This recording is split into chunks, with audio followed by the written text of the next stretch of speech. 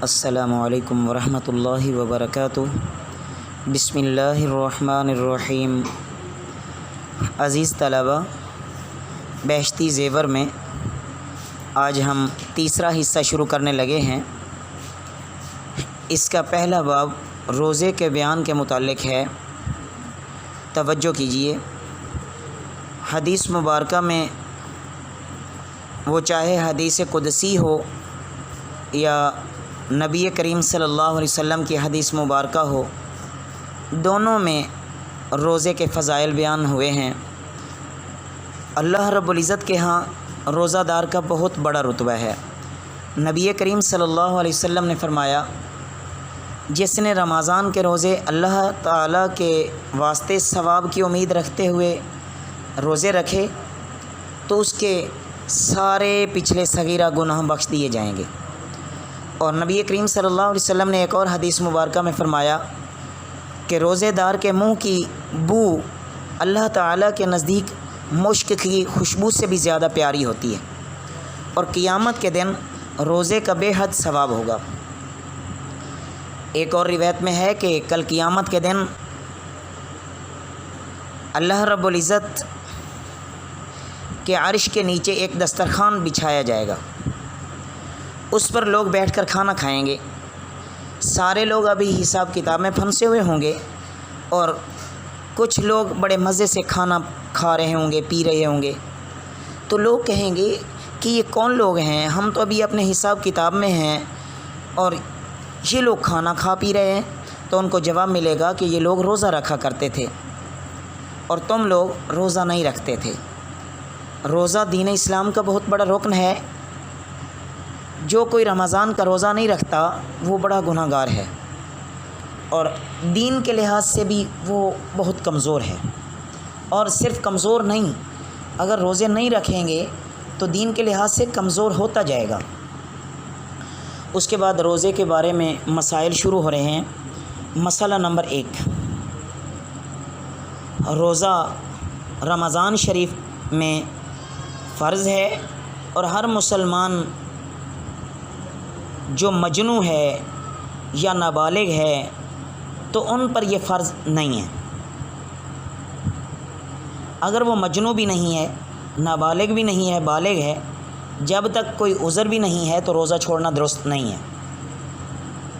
اگر کوئی آدمی روزے کی نظر مان لیتا ہے تو پھر اس کو یہ روزہ نظر والا اس پر فرض ہو جاتا ہے۔ نظر ماننے سے پہلے تو فرض نہیں ہوتا، جب اس نے نظر مان لی تو روزہ فرض ہو گیا۔ قضاء اور کفارے کے روزے بھی فرض ہیں، اس کے سوا باقی سب روزے نفل ہیں۔ رکھے تو ثواب ہے، اور اگر نہ رکھیں تو گناہ نہیں ہے۔ البتہ عیدین کے جو روزے ہیں، یعنی عید اور بقرہ عید، اگر اس دن کوئی روزہ رکھنا چاہے اور کہے کہ میرا تو عیدین کا روزہ ہے، تو ایسا ہرگز جائز نہیں ہے۔ عید چاہے وہ بقرہ عید ہو یا عید الفطر ہو، بقرہ عید کے دن اور بقرہ عید سے بعد 3 دن روزہ رکھنا حرام ہے۔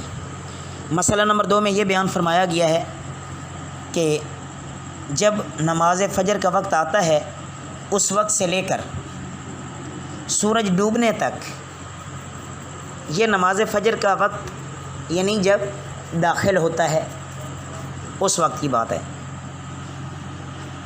اس وقت سے لے کر سورج ڈوبنے تک روزے کی نیت سے کھانا پینا چھوڑ دے، اور اسی طرح صحبت میاں بیوی کے جنسی تعلقات وہ بھی نہیں کرنے، تو شریعت میں اس کو روزہ کہتے ہیں۔ مسئلہ نمبر 3، زبان سے نیت کرنا کوئی ضروری نہیں ہے، اور جب دل میں دھیان آ جائے کہ آج میرا روزہ ہے اور دن بھر نہ کچھ کھایا نہ پیا، نہ ہی آپس کے تعلقات جنسی لحاظ سے قائم کیے، تو یہ روزہ ہے۔